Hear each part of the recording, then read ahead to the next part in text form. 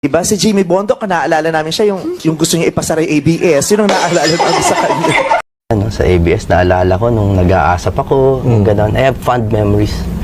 And I really believe that ABS-CBN Entertainment is still the best. ABS-CBN Entertainment is still the best in the world. Ito ang naging pahayag ng singer na si Jimmy Bondo. Say ng netizen, parang bigla mo ata nakalimutan na excited ka pa na mapasara ang Kapamilya Network.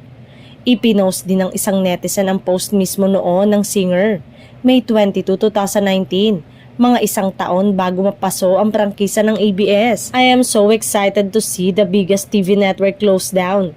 This company is a snake pit where success is based on politics and sexual favors. Nobody dares to talk about it because they either benefit from it or they would rather not have them as enemies. Biglang kumambyo umano ito dahil tatakbo bilang senador.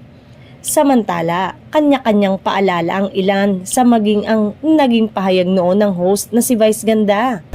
Naalala namin sa kanya, siya yung fumafalseto, yung lalaking ang ganda-ganda ng falseto. Si Nina, nag-acoustic din dati, ang naalala namin sa kanya, siya yung sumisipol, pumipito. Diba? Si Jimmy Bondo, naalala namin siya yung gusto niya ipasara yung ABS. Yun ang naalala namin sa kanya. Say nito, si Nyoy, di ba nag-acoustic siya?